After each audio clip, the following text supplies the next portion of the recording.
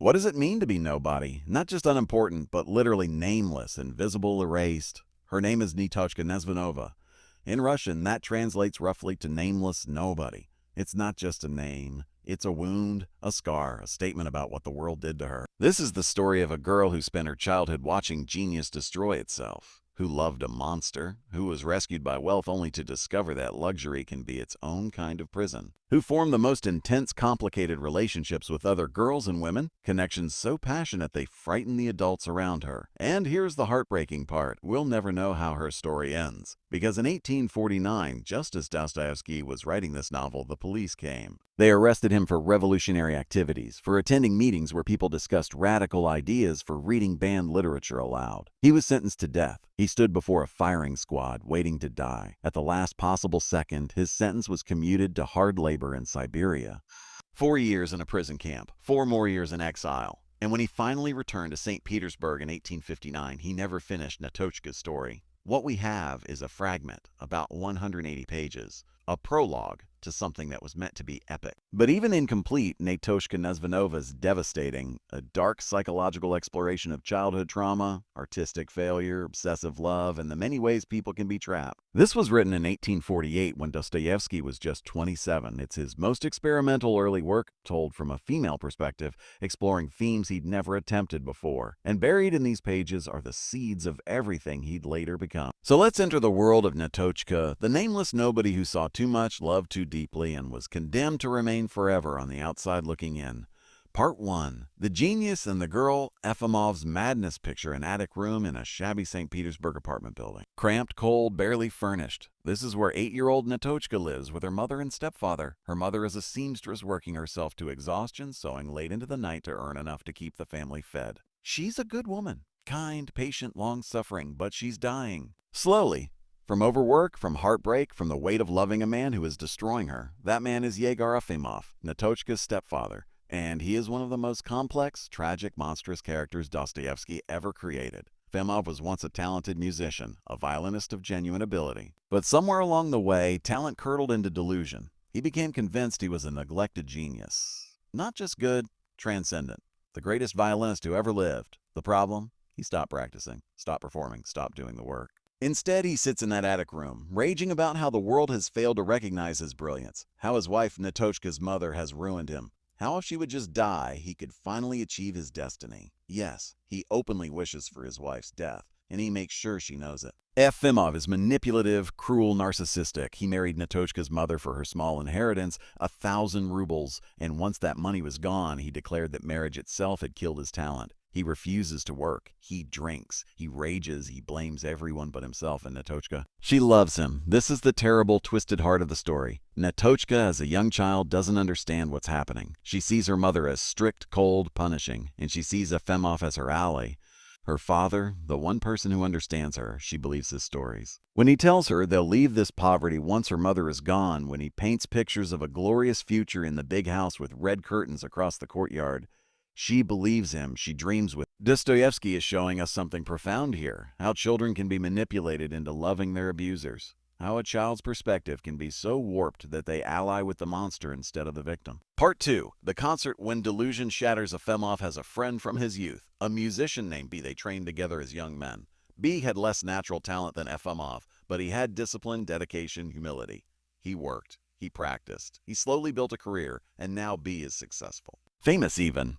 Meanwhile, Efimov has become a drunken wreck, living off his dying wife's labor. But Efimov can't accept this reality. In his mind, B succeeded only through luck, through pandering, through mediocrity. Efimov is still the true genius, just unrecognized, suppressed, victimized. Then news arrives. A world-famous violinist named S is coming to St. Petersburg to perform. For Efimov, this becomes an obsession. He must attend the concert. He must prove to himself that S, this celebrated virtuoso, is nothing compared to his own unrecognized genius. Whoa. But there's no money for a ticket. Netochka's mother has scraped together a few rubles for groceries, their last money. So Efimov does something unforgivable.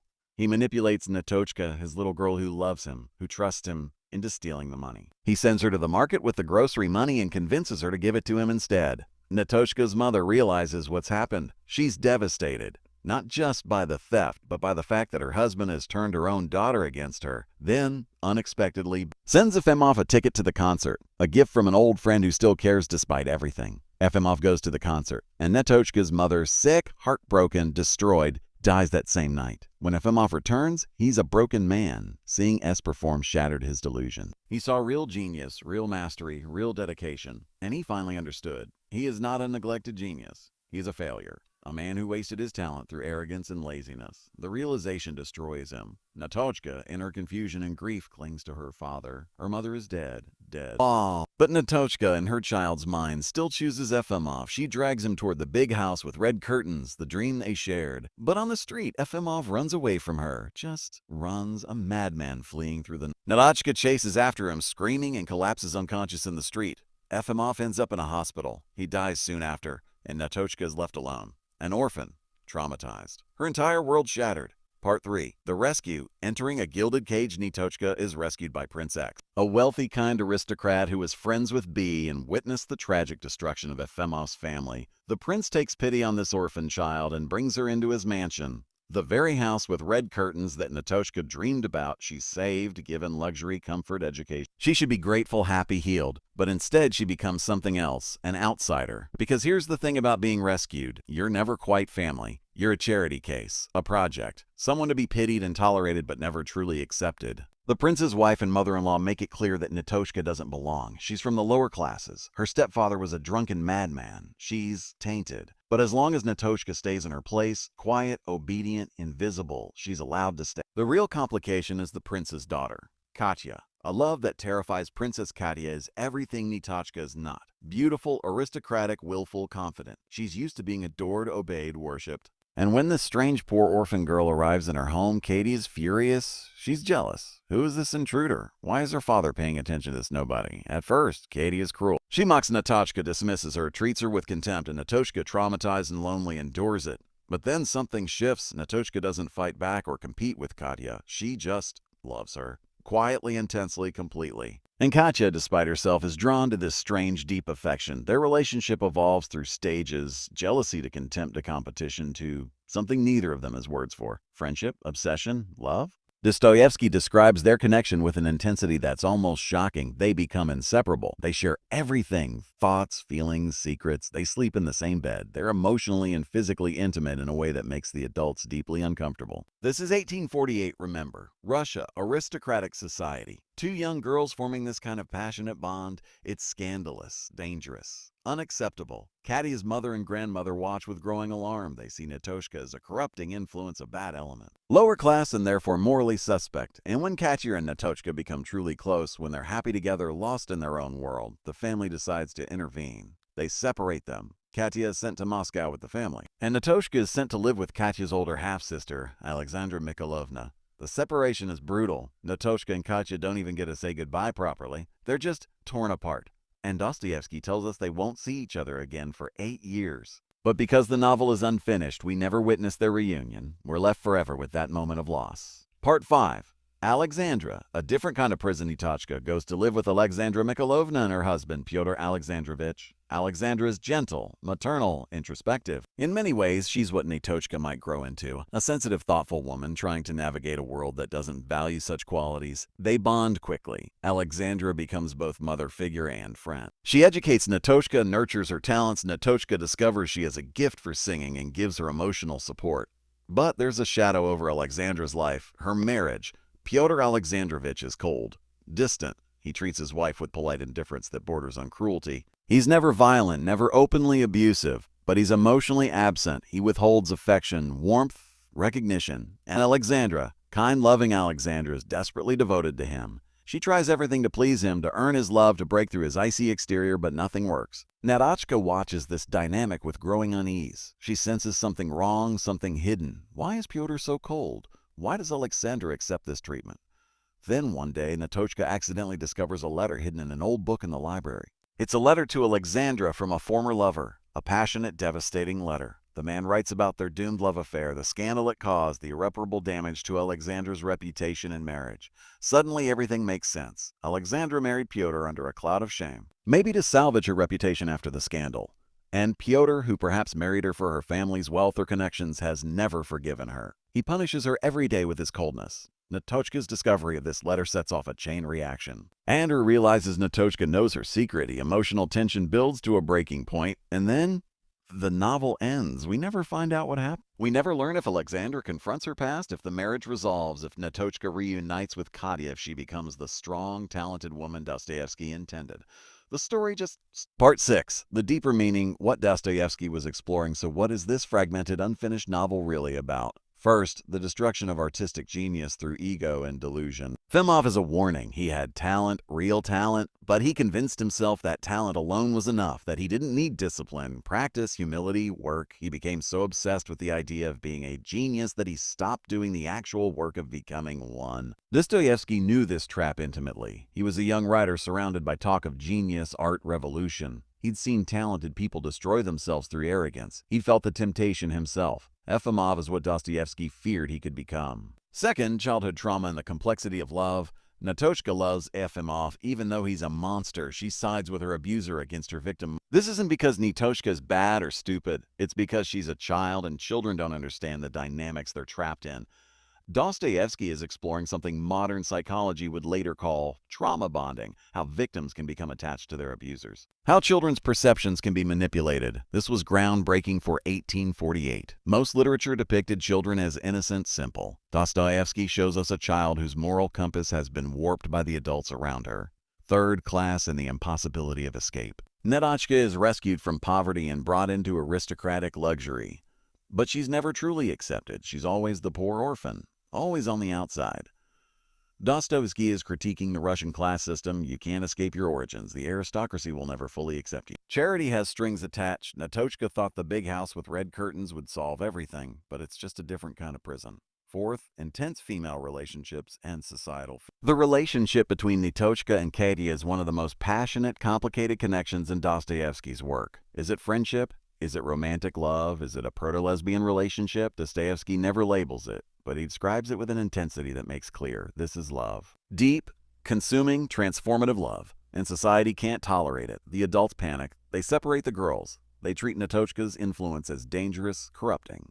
Dostoevsky was trying to write a novel with a strong female protagonist, unprecedented in Russian literature at the time. He wanted to show women as complex, desiring, powerful in their own right. The novel's incompleteness is tragic because we'll never know where he was going with this. Fifth, the theme of being nameless. Netochka Nezvanova, Nameless Nobody. Her very name is erasure. She's nobody's real daughter. Not quite aristocracy, not quite servant, not fully Russian, not fully accepted anywhere. She's a ghost in her own life, watching, observing, never quite belonging. This is Dostoevsky exploring existential alienation, a theme he'll return to again and again in later works. The feeling of being nobody, of not mattering, of being invisible in a world that doesn't see you. Part 7. Why IT Matters, the unfinished masterpiece Netochka Nezvanova isn't Dostoevsky's best work. It's unfinished, uneven, sometimes experimental to the point of confusion. But it's fascinating because it shows us Dostoevsky trying things he'd never attempted before. Writing from a female perspective, exploring childhood psychology, depicting intense female relationships, critiquing artistic ego, examining class from the perspective of someone trapped between worlds. You can see him finding his voice. The psychological depth that would define crime and punishment starts here. The exploration of suffering and redemption that dominates the brothers Karamazov has its roots in Netochka's trauma, and there's something haunting about the incompleteness itself. We'll never know if Netochka becomes the strong, talented woman Dostoevsky planned. We'll never see her reunion with Katya. We'll never learn if Alexandra escapes her cold marriage. These characters are frozen forever at their moments of greatest crisis, suspended, unresolved. Maybe that's appropriate, because trauma doesn't always resolve. Not all stories have endings. Some questions remain unanswered. Netochka lives in that in-between space, always watching, always waiting. Always nameless. Part 8. The arrest, why the story ended on April 23, 1849. At 4 in the morning, there was a knock on Dostoevsky's door. Police. They arrested him for attending meetings of the Petrovsky Circle, a group of intellectuals who discuss socialism, freedom of the press, the abolition of serfdom. Dangerous ideas. Dostoevsky was imprisoned for 8 months. Then on December 22, he and others were taken to a square blindfolded, tied to posts. A firing squad aimed. They waited to die. At the last moment, literally as soldiers were raising their rifles, a messenger arrived. The Tsar had commuted their sentences. It was a cruel psychological torture. Make them think they're about to die, then spare them at the last second.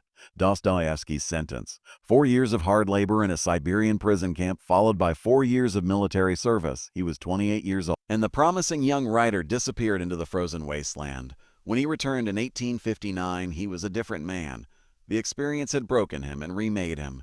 He'd seen depths of suffering, cruelty, and humanity he couldn't have imagined before, and he never went back to Netochka. The novel he'd planned, this grand exploration of a woman's life, her growth from traumatized child to strong adult, was abandoned. Maybe he'd changed too much. Maybe the story no longer fit who he'd become. Or maybe it was just too painful to return to that pre-Siberia self. Whatever the reason, Netochka's story remains forever incomplete. So what do we take from this fragment? This beautiful, broken, unfinished novel? Maybe this: trauma shapes us, but it doesn't have to define us. Netochka survives Efimov. She survives poverty. She survives being an outsider in a world of wealth. She survives the loss of Katya. We don't know how her story ends, but we know she endures. And maybe that's enough. Because the real power of Netochka Nezvanova isn't in its plot or its resolution. It's in its unflinching look at how children suffer, how genius can be wasted, how love can be both salvation and trap, how being nameless doesn't mean being worthless. Netochka is nobody, but she's also somebody. She sees, she feels, she survives. And in seeing her, really seeing her in all her complexity and pain, we're challenged to see the nobodies in our own world. The overlooked children, the traumatized, the outsiders, the ones whose names we don't bother to learn. Dostoevsky never finished Netochka's story. But maybe that's because her story is still being written. In every child navigating trauma, and every person trying to escape their past, and every outsider looking for belonging. We are all, in some way, Netochka Nezvanova.